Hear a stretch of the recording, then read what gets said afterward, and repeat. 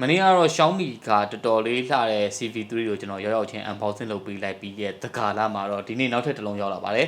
တခြားဖုန်းတော့မဟုတ်ဘူးเนาะ OPPO Reno 10 Pro 5G ဆိုတော့ဒီဖုန်းကကျွန်တော်မြန်မာနိုင်ငံကို official မဝင်ဖို့တခြားတစ်လုံးနှီးပါရှိပါတယ်ဆိုတော့တရုတ်နိုင်ငံကနေပြီးတော့မှာယူလို့တော့ရပြီပေါ့เนาะမှာယူခြင်းနဲ့ဆိုတော့ကျွန်တော် caption မှာတက်တွဲပေးထားတဲ့ကိုလာထုံးရဲ့ page မှာ account မှာတွားရောက်မိနဲ့စုံစမ်းမှာယူလို့ရပါတယ်ဈေးနှုန်းအတိအကျတော့ကျွန်တော်ကိုလာထုံးစီမှာပဲမေးစေချင်ပါတယ်ဘာလို့လဲဆိုတော့တရက်နဲ့တရက်ဈေးနှုန်းအပြောင်းလဲလေးလည်းရှိရပေါ့เนาะခံမှန်းဈေးနှုန်းကတော့ဒီလောက်ထိရှိပါတယ်ဆိုတော့ကျွန်တော်ဒီအပိုင်း unboxing လဲနည်းနည်းများနေတည်ရပေါ့เนาะဒါပေမဲ့ဖုန်းတွေကဇက်တိုက်ရောက်လာတဲ့အခါကျတော့ကျွန်တော်ရဲ့ process ကလည်းဒီနေ့ရောက်လာဒီနေ့ရိုက်ပြီးတော့နောက်နေ့တင်လုပ်နေတဲ့အခါကျတော့ကျွန်တော်မှာအဲ့အတွက်အချိန်တောက်လျှောက်ပေးလိုက်တဲ့အခါကျတော့ review လုပ်ဖို့ဂျားထဲမှာအဲ့တဲ့အချိန်ခဏလေးပဲစမ်းချိန်ရတာပေါ့เนาะအဲ့ချိန်မှာကျွန်တော် review လုပ်ရတယ်ဆိုတော့ review လုပ်တာတွေကလည်းprocess ကယူမယ်ဆိုရင်တစ်ပတ်လောက်ကြာတော့နောက်ကျတယ်ပေါ့เนาะပြောရရင်တော့ဒါပေမဲ့မပူပါနဲ့ဒီတစ်ခေါက်ဒီဖုန်းပြီးရင်တော့ကျွန်တော်unboxing တွေခဏ break လုပ်ပြီးတော့ review တွေပဲပြန်ထည့်ပါမယ်ဆိုတော့ကျွန်တော်တို့ unboxing လေးစလိုက်အောင်ဒါက Reno 10 Pro 5G ပါအဲ့ဒီရင်မွေရုံးတဲ့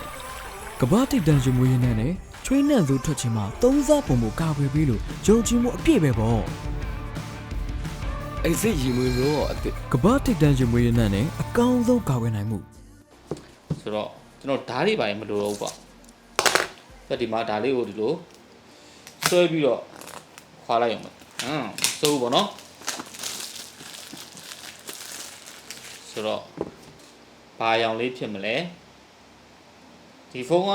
ပြောရမယ်ဆိုမနေ့က Xiaomi CV3 နဲ့ဈေးနှုန်းအရင်တော့မကွာဘူးဒါပေမဲ့သူ့မှာပိုမိုက်တဲ့ specification လေးတွေတော့ပါလာတယ်ကဲအဲ့မှာစတွေ့ရတော့မှာ OPPO ပြီးတော့ကျွန်တော်ဒီထဲမှာဘာရှိမလဲဆိုတော့ typical ထုံးစံတိုင်းမှာကျွန်တော်မြင်နေကြဒီ Reno ဆိုတဲ့ဟာလေးပေါ့နော်ဒီ Htun လေးပါလာမယ်ဘာမှမဟုတ်ပါဘူးနောက်ပြီးတော့မှာSIM tray ပါမယ် manual ပုတ်တွေပါမယ်ပေါ့နော်ပြီးတော့ cover လေးပါလာမယ် okay ဆိုတော့ဒါလေးခဏဖယ်ထားလိုက်မယ်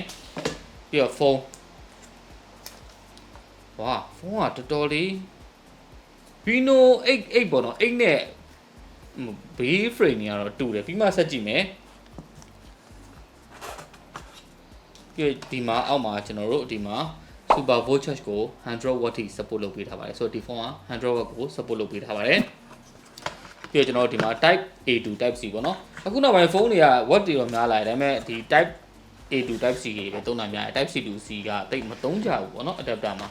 okay အဲ့တော့ကျွန်တော်ဖုန်းလေးကိုစဖောက်မယ်ဒါဘာအရောင်ဖြစ်မလဲဘာရောင်လို့ခေါ်မလဲအသားရောင်လို့ခေါ်မလားစင်စွယ်ရောင်လို့ခေါ်မလားဒီရောင်က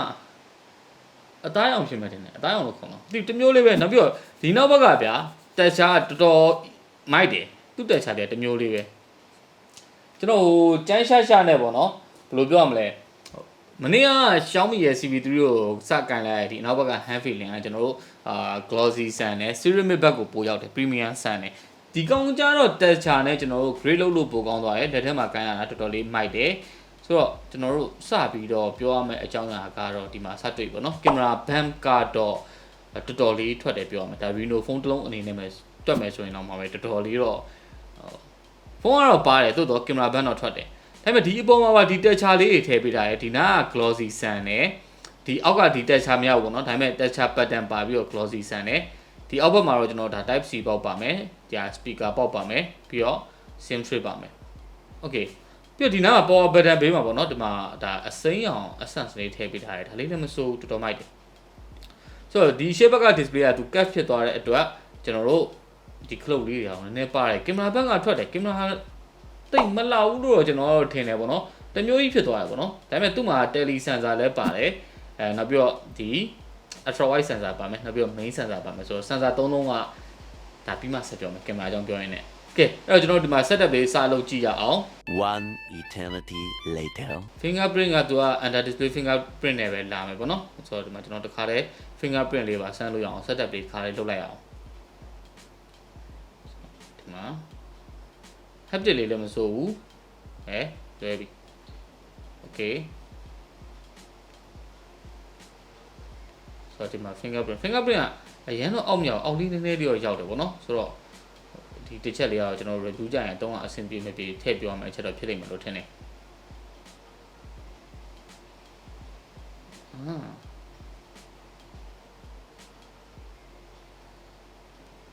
โอเคပြီးသွားပြီပေါ့နော်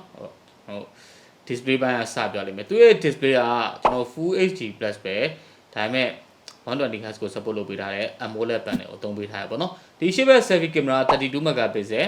ကျွန်တော် personally ပြောမယ်ဆိုရင်လေဒီ32 megapixel လောက်ထိထည့်ပေးလိုက်ပြီဆိုရင်မနေ့က Xiaomi CV3 လိုမျိုးနှလုံးထည့်ပေးတာကမလိုဘူး32 megapixel ultra wide တစ်လုံးနဲ့ထည့်လိုက်ပြီးတော့ကျွန်တော်တို့ဒီတိုင်းရိုက်ချင်တယ်ဆိုရင် crop လုပ်ပေးလိုက်အဲ့ဒါကကျွန်တော်ပို့ပြီးတော့အဆင်ပြေလိမ့်မယ်လို့ထင်တယ်ဆိုတော့သူရဲ့ display ကဒီမှာမြင်လိုက်တာနဲ့ဗျာကျွန်တော်ဒါ flicker ထားမထားတော့ကျွန်တော်မသိဘူးပေါ့နော်ဒါ flickering ဆိုတာလေဒါဟိုနေနဲ့ကြီးမှမြင်ရတာကင်မရာထဲမှာပြန်မြင်ရဆိုတော့ဒါ default သူရဲ့ brightness ကတဝက်ကြော်လောက်ရှိရပေါ့နော်ဆိုတော့ brightness အဆုံးထိတင်လိုက်ရင် brightness လည်းပြင်းတယ်1400 nits ပေါ့နော် maximum 1400 nits ဆိုတော့မစိုးဘူး okay သူ default တိုင်းပြန်ထားလိုက်မယ်ကျွန်တော် display setting ထဲမှာတစ်ချက်ဝင်ကြည့်လိုက်အောင်ကာလ OS ကတခုကျွန်တော်နည်းနည်းလေးကြိုက်တဲ့အချက်ပေါ့နော်ကြိုက်တဲ့အချက်ကဒီ Xiaomi ရဲ့ MI ရွယ်နဲ့ရှင်းလိုက်မယ်ဆိုရင် China version ချင်းတူတယ်ဗျာသို့တော့ဟိုတရုတ်စာအရင်ရှုပ်ထွေးမနေဘူးအဲ့ဒါလေးကတော့နည်းနည်းလေးပို့ပြီးတော့ဒီအဆင်ပြေတယ်ပေါ့ဗျာဒီ separate color မှုပါမယ် vivid neutral pro မှုထဲမှာကျွန်တော် cinematic တွေ brightness တွေပါတယ်မစိုးဘူးပဲသူရဲ့ display ကကျွန်တော်မနေ့က Xiaomi CV3 ထက်ဆိုင်ရင်နည်းနည်းလေးတော့ပိုသဘောကျတယ်ဒီ image sharpen ကိုပါပါတယ်စိုးပဲ video color boost okay ဟော HDR video ကြည့်မယ်ဆိုကျွန်တော်ပို့ပြီးတော့ bright ဖြစ်အောင်လည်းလုပ်လို့ရတယ်ဗောနော် secondary refresh rate ကိုကျွန်တော်တို့ high ထားလို့ရမယ် standard ထားလို့ရမယ်ဆိုတော့အကယ်၍ auto select ထားမှဆိုရင်ဒါကျွန်တော်60 Hz ကနေ120 Hz ကြားမှာသူ auto adjust လုပ်ပေးနေလိမ့်မယ်ဗောနော်ဆိုတော့ဒါဒီလောက်ပဲထားလိုက်တာကောင်းမှထင်တယ်ပြီးတော့သူ့ရဲ့ performance ဗောနော် performance အကြောင်းပြောရမယ်ဆိုရင်တော့တေချာပေါက်ဒီနေရာမှာပြောကြလေးရှိဘာလို့လဲဆိုတော့သူ့မှာသုံးပေးတာ Dimensity 8200ကိုပဲသုံးပေးတာမနေ့က Xiaomi CV3 မှာကျတော့ Dimensity 8200 Ultra ကိုသုံးပေးထားတာဗောနော်ဆိုတော့ဒီနှစ်ခုကဘာကွာသွားလဲဆိုတော့ Ultra မှာ overclock လုပ်ထားတယ်လို့ပြောရဗောနော်နောက်ပြီးတော့ဒီ image signal processing ကိုပိုကောင်းအောင်လုပ်ပေးလိုက်တဲ့အခါကျတော့ Xiaomi ကအဲ့ waves တိုင်းသွားတယ်သူသွားတဲ့ဒီလန်တစ်မျိုးဗောနော်ဒီ CPU မှာပဲကျွန်တော်တို့ဒီကင်မရာပုံထွက်ပိုကောင်းအောင်သွားတယ် OPPO ကကျတော့ဒီကောင်းကိုရိုးရိုး Dimensity 6200 chip ကိုပဲသုံးပေးလိုက်တယ်ပြီးတော့သူ့ရဲ့ Memory Silicon X ဆိုတဲ့ MPU ကိုထည့်ပေးလိုက်တယ်ဆိုတော့ပုံရိုက်တဲ့အတွက်ပုံရိုက်တဲ့အခါမျိုးမှာကျွန်တော်ဒီ Memory Silicon X နဲ့ဒီ processing ပိုကောင်းအောင်လုပ်ပေးထားရဆိုတော့ waves တော့မတူဘူးဗောနော်သွားထားတဲ့ပုံစံချင်းတော့မတူဘူးဆိုတော့ front camera ဒီကောက်မှာဟို 4K ရိုက်လို့မရဘူး 1080p ပဲရိုက်လို့ရတယ်ဒါပေမဲ့ဒီကောက်မှာမိုက်တဲ့အချက်ကကျွန်တော် RAM က base model က 16GB နဲ့လာမှာဗောနော်အဲ့တော့မှကျွန်တော်တို့ဒါ option နှစ်ခုရှိမယ် 256GB နဲ့ 512GB version နှစ်မျိုးရွေးလို့ရမယ်ဗောနော်ဆိုတော့ base model RAM 16GB mid range phone တစ်လုံးအနေနဲ့ကတော့တော်တော်များနေပြီဒါပေမဲ့ mid range phone ဆိုရင်သူ့ရဲ့ဈေးတော့လည်း73သိန်းခွဲဆိုတော့လည်းဒီဗောနော် 16GB ပါတာတော့မစိုးဘူးဗောနော်ဘာဖြစ်ဖြစ်ဗျာကျွန်တော်တခုဟိုပြောချင်တာလေကျွန်တော်ဒီ PI အလုံးအနေနဲ့ဝင်လာတဲ့အလုံးတွေကကျွန်တော်မြန်မာနိုင်ငံတော်တော်လေးကန်ကောင်းလို့ပြောမှာတခြားနိုင်ငံမှာဆိုအဲ့လို PI အလုံးတွေကရှားတယ်အဲ့တော့ဒီလိုမျိုး PI အလုံးတွေနဲ့ဝင်လာတဲ့ဟာတွေကဟို Xiaomi မှာမဟုတ်ဘူးတခြားဖုန်းတွေမှာလည်းဒီလိုမျိုးဟို affordable ဖြစ်တဲ့ဟာမျိုးလေးရှိတယ် affordable ဖြစ်တယ်ဆိုတော့ official ဝင်လာတဲ့ဟာရင်းနဲ့ရှင်ဈေးသက်သာတဲ့ဟာလေးရှိတယ်ဒါဥပမာဒီ OPPO ဟာမျိုးဆိုသိတာရဗျာမနေ့က CV3 နဲ့သူဒီ specification ချင်းတိတ်မကွာပြီမဲ့သူ့မှာ tele sensor ပါလာတဲ့အချက်ကမိုက်တယ်ဆိုတော့ main sensor 50 megapixel 50 megapixel ဆိုတာက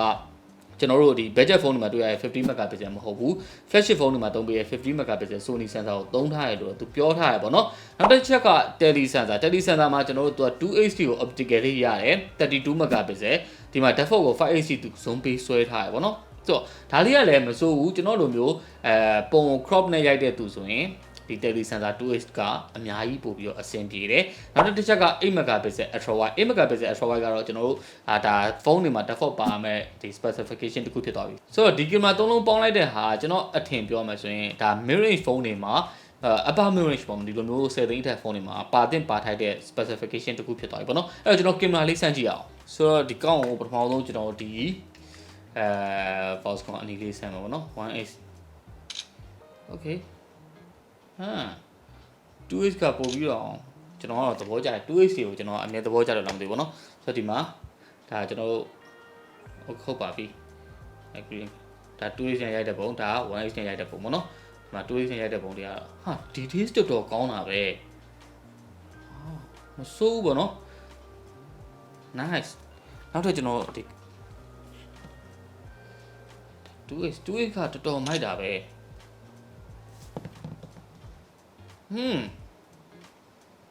OPPO ရဲ့ Memory Silicon X MPU ကလည်း short ထွက်လို့တော့မရဘူးเนาะတော်တော်မိုက်လာရယ်เนาะဒီမှာ processing လုပ်သွားတာတော်တော်ကြီးကို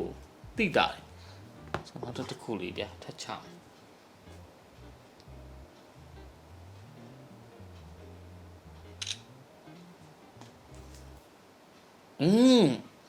လက်ကို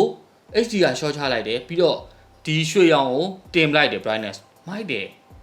ဝါဟုတ်73သိန်း12သိန်း73သိန်းသုံးမယ်ဆိုရင်တော့ဒီ Xiaomi CV3 နဲ့ဒီ OPPO ရဲ့ဒီ Reno 10 Pro ကတော့လုံးဝကင်မရာဘက်မှာတော်တော်ကြီးကိုမိုက်မဲ့ဖုန်းတစ်လုံးတော့ထင်တယ်ဗောနော်ဆိုတော့နောက်ဆုံးတစ်ပုံတော့ထပ်ဆွဲလိုက်မယ်ပြင်လာတော့သူမြင်စေချင်လို့ဗောနော်ဝါဒီဘက် light ပြင်ရှိတဲ့ဘက်ကိုလုံးဝ light ပေးလိုက်တယ်ဒီဘက်ကို tag လုပ်ပေးလိုက်တယ်တော်တော်မိုက်ပါတယ်ဆိုတော့ဒါကျွန်တော်ပုံမပြောဘူးပေါ့နော်ကျွန်တော်ကိုယ်တိုင်တော်တော်လေးသဘောကျသွားပြီဒီ t-shirt ကနောက်ထပ် selfie camera ပါကျွန်တော်တခါလေးဆွဲရိုက်ပေးလိုက်မယ်ပေါ့နော်ဘာလို့လဲဆိုတော့32 megapixel သုံးထားရဆိုတော့သူ့မှာ 0.8 crop လုပ်ပေးထားတယ်ဒီမှာ effect တွေကတော့ကြောက်စရာကောင်းအောင်ပါနေပါတယ် okay ဆိုတော့ဒါ 0.8 နဲ့ကျွန်တော်ရိုက်ထားတဲ့ selfie ပုံပေါ့နော်ဆိုတော့ဒီဘေးမှာလည်းမြင်ရမယ်ထင်တယ်ဒီဘက်ဘေးလိုက်ဒီဘက်ဘေးတော့မသိဘူးကျွန်တော်ဘယ်ဘက်ထည့်ရမလဲဒီဘက်ဘေးပဲထားပါတော့ဒီဘက်ဘေးမှာမြင်ရလိမ့်မယ်ဗျာဆိုတော့ပြီးတော့အဲ့တော့ audio ပိုင်းကကျွန်တော်တို့ stereo speaker လား mono speaker လားမနေ့ကလို့ကျွန်တော်လွဲမှာဆိုလို့မပြောသေးဘူးတခါလဲဆန်းတယ် haptic လည်းမဆိုတော်တော်မိုက်တယ် haptic ကဆန်းနေနဲ့သဘောကျလားဩဘယ်ဒီလေးဝင်လာ touch ကလည်းမိကျင်တော့လဲစွတ် okay ပြန်တော့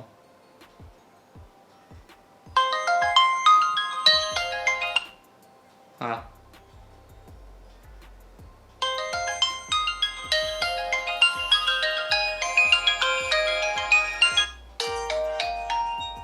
mono speaker ပါ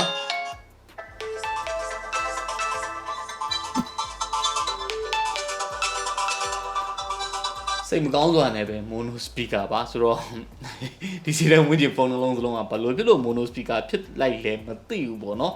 ဒီကောက်မှာလည်းဒီအပေါ်ဘက်က bezel ကလည်းရှိသေးတဲ့လောက်တော့ရှိပါတယ်အရင်ပါနေရမျိုးမဟုတ်ဘဲနဲ့ mono speaker ဘာကြောင့်လုပ်လိုက်လဲတော့မသိဘူးပေါ့နော်အဲ့တော့ battery ကတော့ 4600 mAh သူ့မှာ OPPO ရဲ့ထုံးစံတိုင်းပဲကျွန်တော်2300 mAh နှလုံးခွဲပေးလိုက်တယ်အဲ့တော့အားသွင်းတာပုံမြန်တယ်အားကုန်တာပိုတက်တာတယ်ပေါ့နော် battery efficient ပိုဖြစ်တယ်ဒါကိုအားသွင်းဖို့တော့ခုန100 watt နဲ့အားသွင်းလို့ရမယ်ဆိုတော့ဒီ OPPO Reno 10 Pro 5G ကိုဘယ်လိုမြင်လဲကျွန်တော်ကတော့ဒီ Xiaomi CV3 နဲ့ comparison လေးလုပ်ပေးရမလားလုပ်ပေးစီချင်တာပေါ့နော်လုပ်ပေးစီချင်တဲ့ comment မှာရေးပေးတော့လို့ရပါတယ်ဆိုတော့ကျွန်တော်ရဲ့ video ကိုအဆုံးထိကြည့်ပေးကြတဲ့ကျေးဇူးအများကြီးတင်ပါတယ်ဒီလိုမျိုး video တွေကိုစောပြီးကြည့်နေတယ်ဆိုတော့ကျွန်တော်ရဲ့ YouTube channel လေးကို subscribe and notification on ထားပေးဖို့လည်းဒီနေ့ကနေပြီးတော့ဖိတ်ခေါ်လိုက်ပါတယ်ဗျ